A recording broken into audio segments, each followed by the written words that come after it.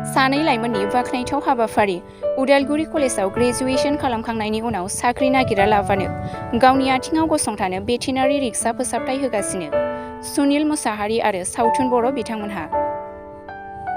उदालगुरि जिल्लानि सिङाव थानाय हरिसिंगा देवलगुरि सारियालियाव सुनिल मुसाहारि आरो सावथुन मुसाहारि सानै लाइमोना गावनि नाजानायजों गंसे बेटारि रिक्सा फाहामग्रा एबा फोसाबग्रा गेरेज खुलिनानै रांखावरि आरजिनो हानायखौ नुनो मोन्दों। लोगोसे ओनसोलनि भेटेनारि रिक्सा गोनां सुबुंफोरा गाज्रि जानायखौ फाहामनो एबा फोसाबनो थाखाय लांनो हागोन होननानैबो मिथिहोदों।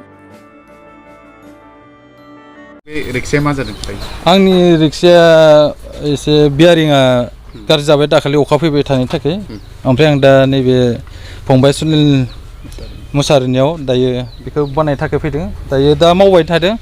बिथाङा जोंनि हरिसिंगायाव बेबायदि मेकानिकखौ होफैनायनि थाखाय जों मोजां मोनदों। मानो होनबा जों बेनि थाखाय बनायनोबा जों टंला पानेरि उदालगुरि थांनो गोनां जायो, गोबां दिगदार। बेनि थाखायनो जों दा बेयाव खाथियाव फैनाय थाखाय जों बिथांखौ मोजां मोनदों आरो। गिबियावनो आंनि गोसो गोरबोनि गोजोननायखौ बावहरग्रोनाय थाबाय। आंनि मुङा श्री सुनिल मुसाहारि। आङो दायो हरिसिंगा हालामनि देवलगुरि सकआव मोनसे इ रिक्सा सार्भिस सेन्टार गोदानै जागायजेनदों। आंनि जागायजेननाया आंनि service centre खुलिनाया just two months रानिं जागासिनो। आङो गिबियाव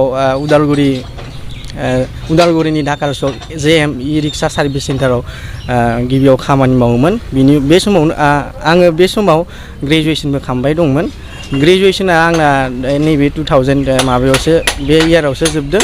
आङो ग्रेजुवेसनखौ बड'लेण्ड इउनिभारसिटिनिफ्राय उदालगुरि कलेजनिफ्राय खालामदों। आं ग्रेजुवेसन जोबनाय लोगो लोगो आंहा नैबेयाव आङो गावनि खुद बे इ रिक्सा सार्भिस सेन्टारखौ आं खुलिनाय जाबाय। जों नुबाय माखासे जिखिनि लाइमोन सेंग्रा सिख्लाफोर दङ, खिन्थु माखासे ग्रेजुवेट खालामनाय नोंथांबायदि बेबायदि खामानिफोराव मुखुब। दा बिथांमोनखौ मा खालामो लागोन? जों ओरैनो थायो बिथांमोन। बे समाव आं बिथांमोनखौ आं बेखौनो खावलायनो सानगोन दि आंबो बेबायदि खामानि मावनो आंबो सानाखैमोन। आंहाबो ग्रेजुवेसन जानानै माबा मोनसे मावनायनो सानदोंमोन। नाथाय आं नुबाय जोंनि बे दानि सिटुवेसनखौ आं नुबाय। दा जोंबायदि ग्रेजुवेसन खालामनाय मानसिया बहुद जाबाय।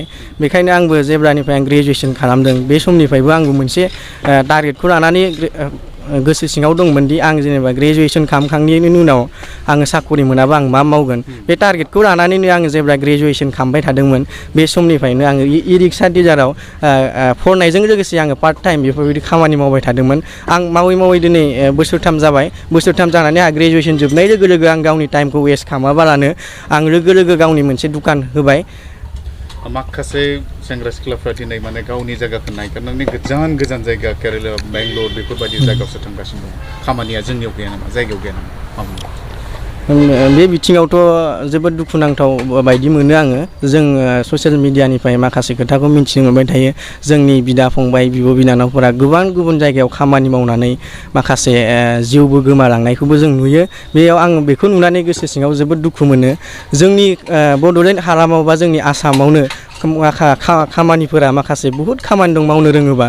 आङो जेब्ला उदालगुरिनिफ्राय बे हरिसिंगासिम फैयो अब्ला आं पेट्रल पाम्पफोराव थाव सोबोयो।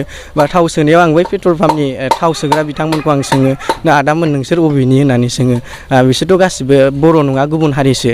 बे समाव बिथांमोना बुङो आङो इउपिनि बिहारनि होननानै। नोंथांमोना खै बोसोर जाखो बेयाव खामानि मावनाया होनना आं सोङोबा बिसोर बुङो आं बेयाव 15-10 बोसोरानो जाबाय होननानै बुङो। बे बिथिङाव जुदि बिथांमोना जुदि उल्था जोंनि आसामाव फैनानै खामानि मावनो हायोबा जोंनि आसामनिफ्राय मानो जोंनि लाइमोनफोरा बेयावनो थानानै खामानि मावनो हाया, बेखौ आं गोसो सिङाव सानो आरो दुखुबो मोनो सम सम। नोंथांनि दखानाव बे समाव माबाफोरा फाहामथाय होनायफोरा बेसेबां गोबावसिम आरो बेसेबांसिम थायो? जोंहा फुङाव एसे लेट जायो फैनाया। ओमफ्राय मोनायाव जों जेसांखिनि गारि थागोन एसांनो जों खामानि मावना हरगोन। आंनि दखानाव अल काइन्डस अफ पार्ट्सखौ एभेलेबेल मोनगोन। गासिबो खामानिखौ आं मावो आरो आंजों लोगोसे जोंहा नै बिथां सासे आंनि लोगो दंफायो, बेबो आंजों लोगोसे मावफायो। नोंथाङा बेजों लोगोसे फोरमायगोन आं बे समाव आंनि लकेसनखौ फोरमायगोन।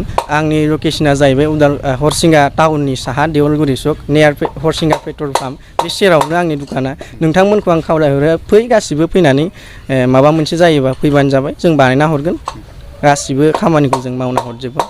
नोंथां लास्ट सोंथि खालामो बेजों लोगोसे खामानिनि बेलायावहाय बबेबा गोरा बबेबा गुरै बेफोरबायदि गोबां मानसिफोर एग्जाम्पल लानानै बेबायदिनो माने गावखौनो नार्भास फिल खालामनानै ओरैनो बेखार थाना थायो बेनि बेलायाव नोंथाङा माबाफोर एडभाइस होनो साना नामा नोंथाङा सासे ग्रेजुवेट जानानै बेबायदि नोंथाङा खम होनो हादों खामानियाथ' बिदि गैया गोसोखांबा गासैखौबो जों मावनो हायो मानो गोसो सिङाव मोनसे थांखि थानांगोन जेनेबा आं खामानि माबा गभार्नमेन्ट खामानि मोनाबाबो आं मोनसे नङा मोनसे खामानि मावगोन बेखौ गोसो सिङाव थांखि लानांगोन आरो खामानिखौ ओरैबायदि खामानिखौ मावनांगोन जाय खामानिखौ जों जायगायावनो थानानै मावनो हायो जायगायावनो थानानै मावनो हायो आरो जेनेबा न'निफ्राय बाहेरावबो माखासे खामानि दं जेनेबा जों बुहुत गोरा गोरा खामानि जेनेबा ट्रेक्टराव हा जावनाय बेफोरबायदि खामानिखौ चुज खालामनाङा लाइफआव जों माबा मोनसे न'आव थानानै मावनो हानाय आरो एसे इनकामा प्रफिट बारा जानाय खामानिखौ जों चुज खालामनांगौ